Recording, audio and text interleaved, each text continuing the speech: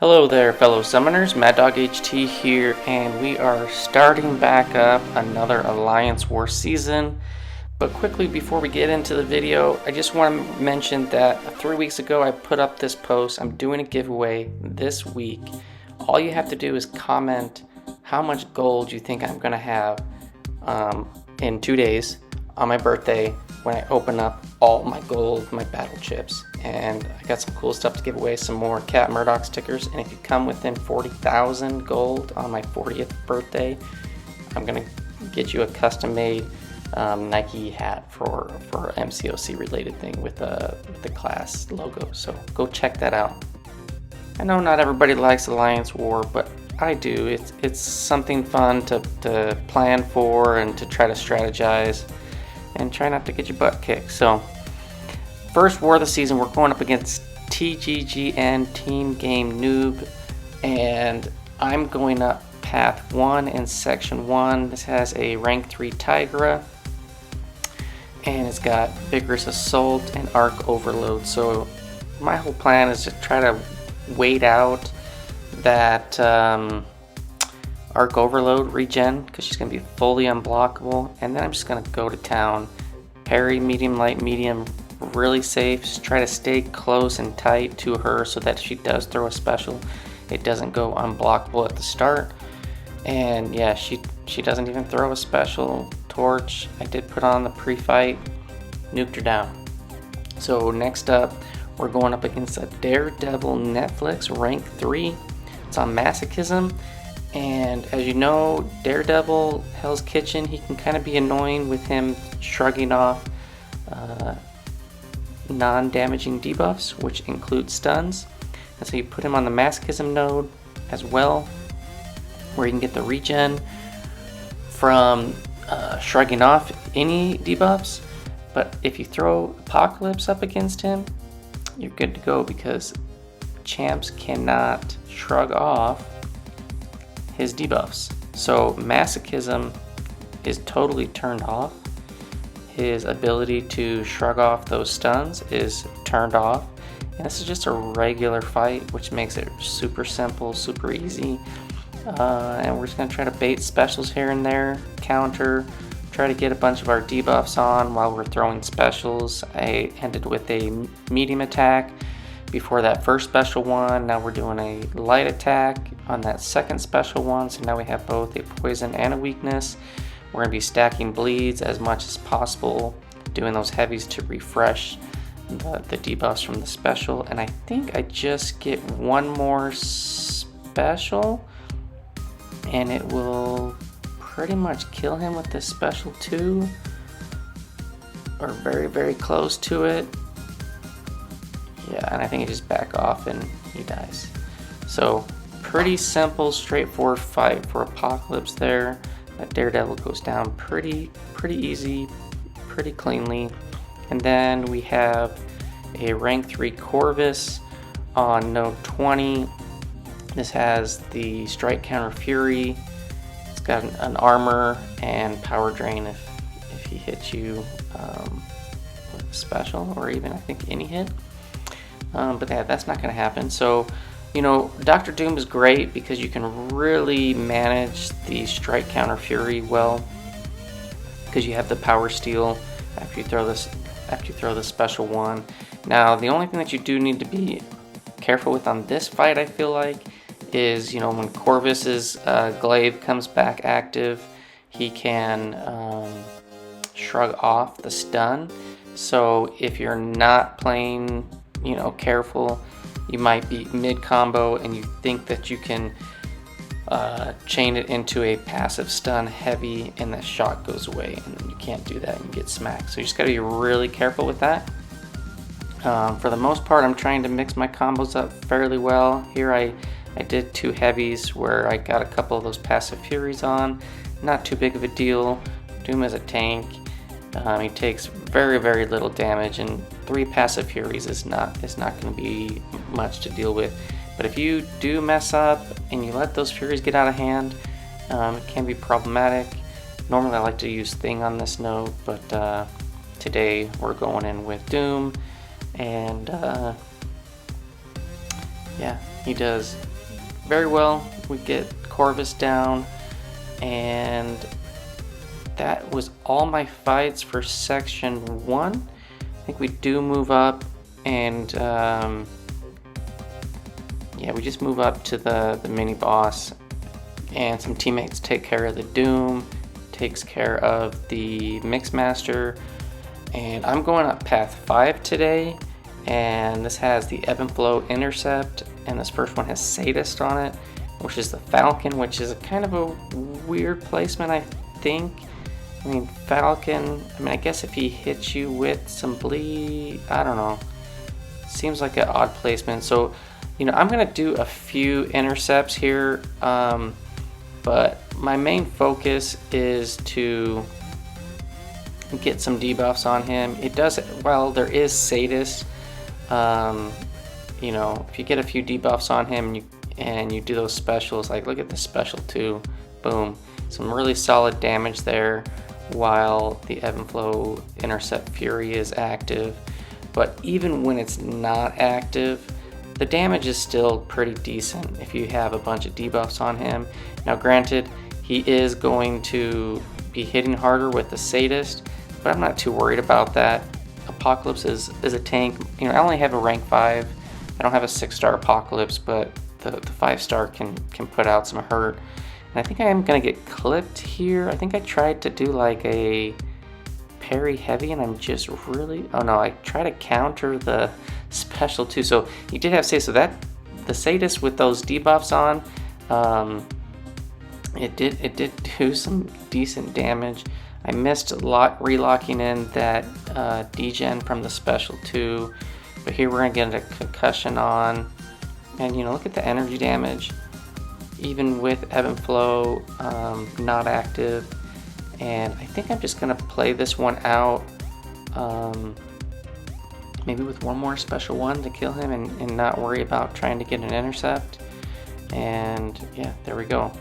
Apocalypse does the thing. Not the cleanest fight by any means, but he gets the job done without having to do anything too crazy.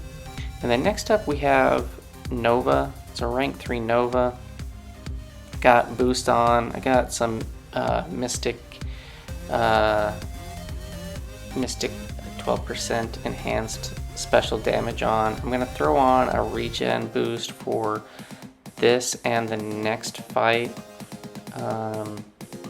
And while this has the Mighty Charge, and getting parries on Nova is not the most straightforward thing with his energy attacks that can basically bypass the parry stun, I'm just gonna try to get this guy into a Doom cycle. Right now I'm just kind of managing his buffs that he's getting, and I'm gonna try to just get to L3, get in the Doom cycle, and just let that go to work. I don't even know if I actually try to intercept him at all. I know he can auto block. It won't stun you or anything like that. But I just felt like it was the safest way to go.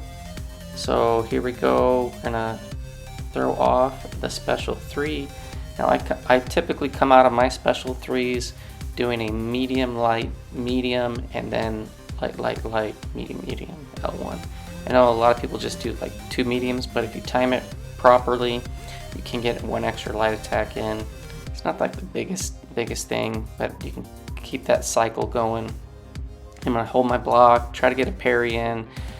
Didn't stick that one, but we go back, heavy him down, get back to special 3, and you can see like I haven't activated the Ebb and Flow Intercept to get that Fury. We're doing reduced damage, but Doom's damage is just incredible even without it. So here we go one more time, we steal it, and then I just nuke him down with some incinerates, and they're only doing 286. Now if that was on a Ebb and Flow Intercept Fury, he would have been dead. I think I actually get an intercept right at here at the end with a special. Maybe. I think I intercept him with this special too. Yeah, and he's dead. So pretty easy, safe fight. Try not to do anything too crazy. and rank 3 Doom, he's a tank. Does a great job. Here, last up in this middle path, node 39, we got Ebb and Flow Intercept, again, Mighty Charge, and then Crumbling Armor. Crumbling Armor doesn't matter though, because Doom is armor break immune, so even if I, you know, have to dance around or whatever for the 6 seconds, I'm not going to have any issues with getting armor breaks on me. Now, I was trying to get some re-parries, double parries on this Black Widow at the start, and it just wasn't happening. There, we get it there. You know, she does have that double medium, so the timing is a little bit different. So here I have to be careful that I don't hit her while she has that evade charge up. I get a decent evade there, get it again in the corner. Not the easiest thing. Her heavy timing is a little bit awkward. There, I actually run into it. I'm like, okay. Well, we throw off the special 3. She's got 2 bars of power, and then we're just gonna try to keep her locked down. Again, I don't think I tried too many intercepts on this battle. I'm just trying to play it safe, not get wrecked, not die, and Doom can do enough damage through his Doom cycle to basically bypass the Ebb and Flow Intercept. Now, granted, you know, thinking about it now, we do have the war timer active, and you know, granted, this is not the fastest fight, and to do this faster, having an intercept or 2 in there and getting damage that way is it is much quicker. So if the war did come down to a tie, then, you know, a longer fight like this might come into play to hurt the overall result. But, you know, for me personally, I'm not too concerned about tying. I'm just concerned about not dying. I feel like if you can prevent the deaths, then, you know, if it happens to come down to time and you lose by time, so be it. Hopefully you can die less than the other team, and that's just kind of my philosophy on it. And then here we go. We have last fight for me is Polka Dot Power, Stunning Reflection, Stun Vulnerability, True Focus, of course, True Focus on all of the mini island. And I'm going with Torch. So there was talk about, you know, who was going to take this fight and who we should use. And I was like, dude, I have Torch on the team. I was like, I can do this fight any day, all day. I've done it a number of times, and a couple guys were, well, you know, he got class disadvantage, and, you know, he can shrug off debuffs and stuff. I'm like, nah, don't worry about it. I got this. And yeah, I got this. So I'm just going to do a lot of block baiting, bait those heavies out with Human Torch having energy attacks. He doesn't take any thorn damage, so I don't ever have to worry about that ability, the Awakened Sick ability of Korg. And I'm going to try as much as possible keep pushing him to a special 2. I can evade the special 1 just fine, but I feel like the special 2 is safer.